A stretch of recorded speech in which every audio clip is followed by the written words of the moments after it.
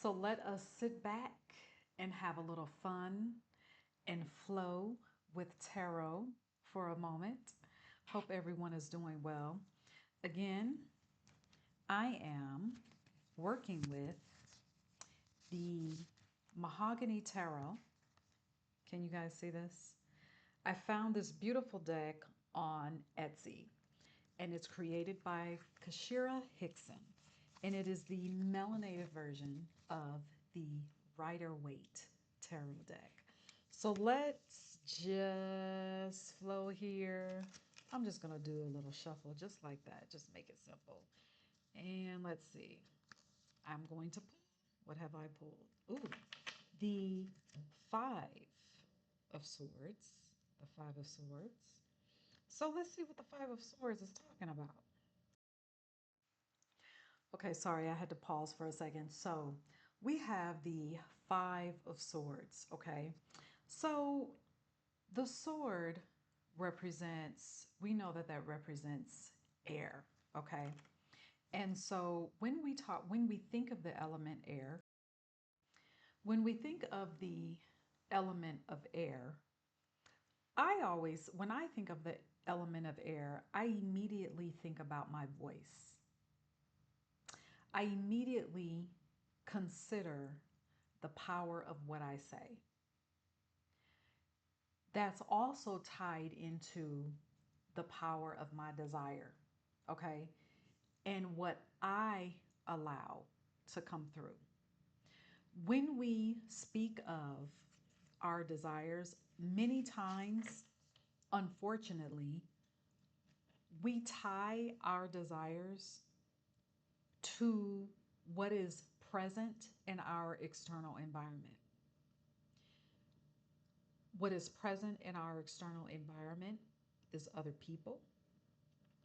What is present in our external environment are the traditional ways of doing things. What is also present in our external environment is tied to the traditional ways of doing things, is the idea that that's the traditional way, there is no other way. This is the way that it should be done. Fill in the blank with it. Okay, it could be anything. This is the way that this is always done. This is the way that we've always do it, which I hate that phrase. Okay, anytime I hear, well, we've always done it this way, I want to punch somebody in the face. Okay, I hate that. But that is what is present in our external environment. And many times we allow those external factors be the thief to our own desires. We let those external factors sneak in and snatch our desires before we even speak them out loud for ourselves. So, what that can look like is you'll have an imagination, you'll have this wonderful idea that often begins with, it would be so nice if I could do. It would be so nice if I could have. Wouldn't it be perfect if this happened?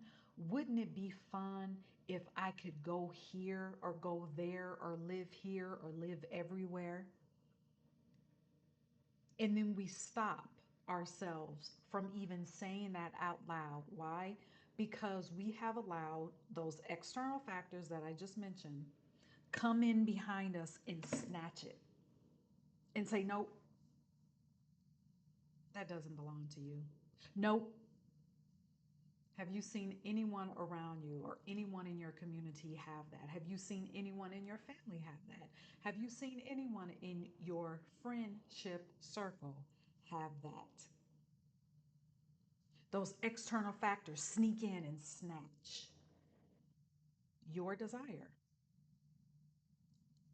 It wasn't the external factors' fault. And I'm going to be very careful when I say this, but you have to hold yourself accountable for not allowing your own desires to come through. You have to hold yourself accountable for allowing those external factors to be bigger than what you desire, to be bigger than your imagination. You have to hold yourself accountable for that. That is not the responsibility of anyone else. That is your responsibility. And so when we look at this card, we kind of see this figure right here carrying the three swords, almost kind of looking back in a very nefarious, almost kind of sneaky way, with the two swords laying on the ground. And I feel like for this moment, I mean, again, with all of these cards, they're layered. They could mean many things, okay? But what I feel right now with this card is this figure right here is representing those external factors that you allow to come in and take and snatch what you truly desire, okay? You see this figure right here, sad, appears to be sad, appears to have their head hanging down. And sometimes, like this person right here, almost seems oblivious to what has even happened. The way that that would show up, you being oblivious that you have allowed external factors to come in and snatch what you desire, is if you are, for example, let's say that you have a new standard for your money. Okay, you know what you want your standard to look like every day. Every day when you wake up, when you look at your accounts, you want to be able to see a baseline of a certain amount of money, and that's the minimum. Okay, that's the new minimum for you, and you've never had that, nor have you witnessed anyone around you experience that level of financial abundance and financial freedom. And you just happen to be excited. You happen to be excited about your vision. You can feel it. You know it. It belongs to you. You have no doubt. Then all of a sudden you're talking to someone and they're talking about all of their money woes. And you still engage in conversation. And when you leave that conversation, now all of a sudden you're feeling doubt. This doubt that's there that you've never had before about this image, this standard that you have made very clear to yourself that this is my new standard now for my money. This is how my money looks like from this moment onward. Okay? But now all of a sudden this doubt, you're thinking, where is this doubt coming from?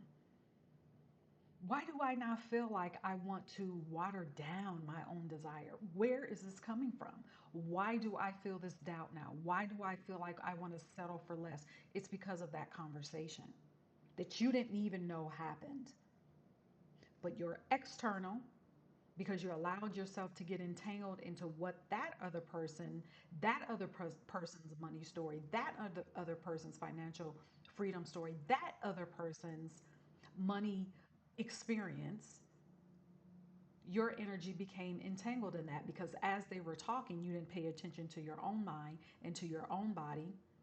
Instead of you changing the conversation or even ending the conversation, you kept going with it. You kept listening to that person talk about their money woes. You kept listening and listening and listening.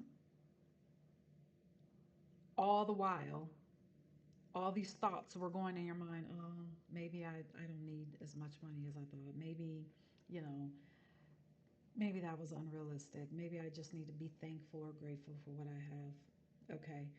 All the while that was going on in your mind and you didn't even know because you took in what that other person was saying. That's what that can look like when you don't know that external factors are sneaking in, coming in, and they're snatching your desire. So, what are you going to do? You're going to be more mindful about your conversations. You're going to be more mindful about what you think. And the way to be mindful about what you think is not to focus on your thoughts, but to focus on your body and how you feel. How you feel leads you to what you're thinking. Pay attention to your body next conversation you have. Also, when you are speaking your desire, and you want to be intentional about speaking your desire and listening to yourself say what you want, pay attention to how your body feels. It's going to feel expansive. Your body is going to feel expanding because now you've told your cells, this what I'm speaking is my new standard now. Nothing is going to come in and snatch that. In anything, any conversation, anything that you're listening to that makes your body feel uh, as if it's restrict restricting you in some way, like it's squeezing your desire somehow, to let that go. Now you've got some thoughts that you just need to reverse. It's much easier to focus on your body, to focus on how you feel, because we've got what 50,000, what is it, 50,000 thoughts that were hit our mind from day to day. It's probably more than that, but that's been the scientific number. Okay, that's a number that scientists have come up with. So it's easier to pay attention to your body. Pay attention to that for your next conversation. Also, pay attention when you are having a moment where you are journaling what you desire, where you're journaling what you want, where you have never been so clear before in your life about what you want your life to look like and what you want to do in your life. Pay attention to what happens after that. Pay attention to what comes into your experience, whether it's a video, a podcast, a movie, a TV show. You get a phone call, you get a text message. Pay attention to those because you'll have to be intentional about what you allow in your sphere. Okay? So that's what I feel like the Five of Swords, excuse me, is reminding us in this moment. All right? So let me know what your takeaways are and continue to flow in your magic. All right? This is Magic in Motion is the name of this channel for a reason. All right? Your practice is so that you can apply it to your life and see positive results.